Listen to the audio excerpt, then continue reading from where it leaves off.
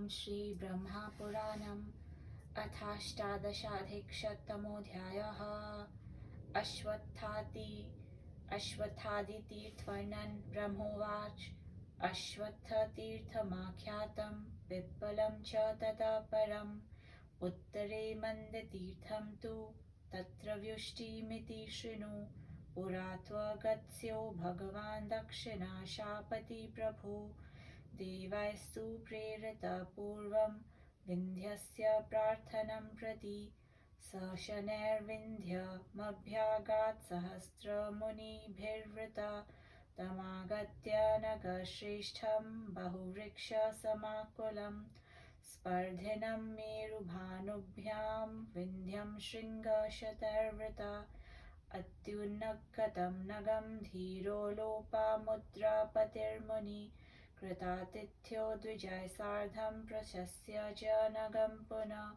इदमाह मुनिश्रेष्ठो देवकार्यार्थसिद्धये। अगस्त्य उवाच अहं यामि नगरश्रेष्ठ मुनिभिस्तत्त्वदर्शिभिः। तीर्थयात्रां करोमीति दक्षिणाशां व्रजाम्यहम्। देहि मार्गं नगपते आतिथ्यं देहि याचते। यावदागमनं मे स्यात् स्थातव्यं तावदेव हि। नान्यथा भवितव्यं ते तथेत्याह नगोत्तम। आक्रामन् दक्षिणानामाशां तैर्वृतो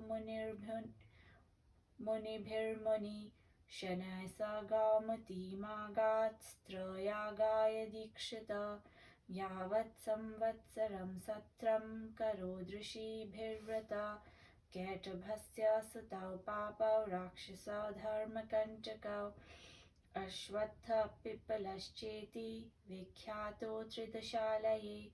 अश्वत्थोऽश्वत्थरूपेण पिप्पलो ब्रह्मरूपधृक्। तावुभावन्तरं प्रेप्सु यज्ञविध्वंसनायतु। कुरुतां काङ्क्षितं रूपं दानवोऽपि पापचेतसा। अश्वत्थो वृक्षरूपेण पिप्पलो ब्राह्मणाकृति। उभावता ब्राह्मणा नित्यं पीडयेतां तपोधना। आलभन्ते च येष्वत्थं तांस्तानशासयोतरु। पिप्पलसामगो भूत्वा शिष्यानश्नाति राक्षसः। तस्मादद्यापि विप्रेषु सामगोऽतीव निष्कृपा। क्षीयमाणान् द्विजान् दृष्ट्वा मुनयो राक्षसा विमौ। इति बुद्ध्वा महाप्राज्ञा दक्षिणं तीरमाश्रितं।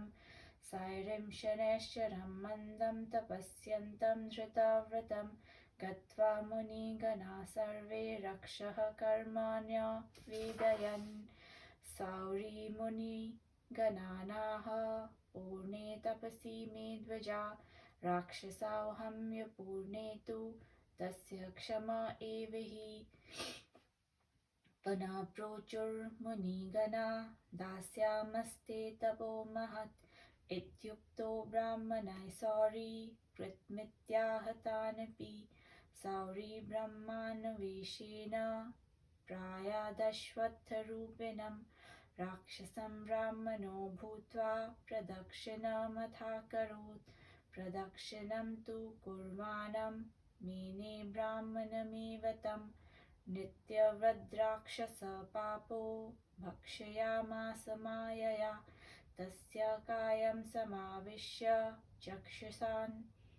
चक्षुषान्त्राण्यपश्यत। दृष्टः स राक्षस पापो मन्देन रविसूनुना। भस्मीभूतक्षणेनैव गिरिवज्रहतो यथा। अश्वत्थं भस्मसात् कृत्वा अन्यं ब्राह्मणरूपिणं। राक्षसं पापनिलयमेक एव तमभ्यगात्। अधियानो विप्र इव शिष्यरूपविनीतवत्। पिप्पलपूर्ववच्चापि भक्षयामास भानुजम्। स भक्षितपूर्ववच्च कुक्षावन्त्राण्यवैक्षत तेनालोकितमात्रोऽसौ राक्षसो भस्मसादभूत् उभौ हत्वा भानुसूत किं कृत्यं मे वदन्तवत् मुनयो जातसंहर्षा सर्व एव तपस्विना ततः प्रसन्ना भवनिष्यो गत्स्यपूर्वका वरान्ददुर्यथा कामं सौरये मन्दगामिने सप्रीतो ब्राह्मणानाः शनिः सूर्यसुतो बली सौरिरुवाच मद्वारे नियता ये च कुर्वन्त्यश्वत्थलम्बनं तेषां सर्वाणि कार्याणि स्युपीडामद्भवान् च तीर्थे चाश्वत्थसंज्ञे वै स्नानं कुर्वन्ति ये नरा तेषां सर्वाणि कार्याणि भवेयुरपरोवर मन्दवारे तु येष्वत्थं प्रातरुत्थाय मानवा आलभन्ते च तेषां वै ग्रहपीडा व्यपोहतु ब्रह्मोवाच ततः प्रभृत्य तत्तीर्थमश्वत्थं पिप्पलं विदु तीर्थं शनैश्चरं तत्रागत्स्यं स च सात्विकं याज्ञिकं चापि तत्तीर्थं सामगं तीर्थमेव च इत्याद्यष्टोत्तराण्या संसहस्राण्यथा षोडश तेषु स्नानं च दानं च सत्रयागफलप्रदम् इति श्रीमहापुराणे आदिब्राह्मणे गौतमी महात्म्ये अश्वत्थाद्यष्टोत्तरषोडश सहस्रतीर्थवर्णनं नामाष्टाधिकशततमोऽध्यायः गौतमी महात्म्ये ऊनपञ्चाशत्तमोऽध्यायः। ब्रह्मा ने कहा, अश्वत्थ तथा पीपल नामक दो तीर्थ प्रसिद्ध हैं। उत्तर में मंद तीर्थ है। इस तीर्थ संबंधित वर्णन सुनो।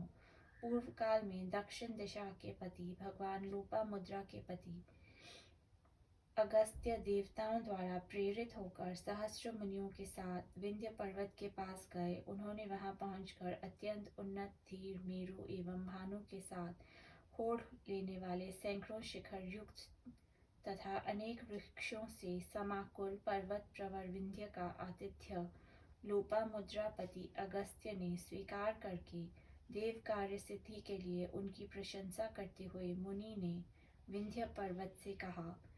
अगस्त्य ने कहा, हे पर्वत प्रवर, मैं इन सभी तत्ववेत्ता मुनिगण के साथ तीर्थ पर्यटन के उद्देश्य से दक्षिण दिक तक जा रहा हूँ।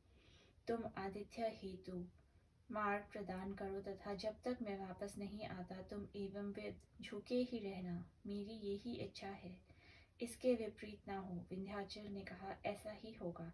तब ऋषि अगस्त्य अपने साथ के मुनिगण के साथ दक्षिण दिशा स्थित गौतमी तट पर धीरे धीरे आए। वहां उन्होंने यज्ञ दीक्षा ग्रहण करके 1 वर्ष व्यापी यज्ञ प्रारंभ किया।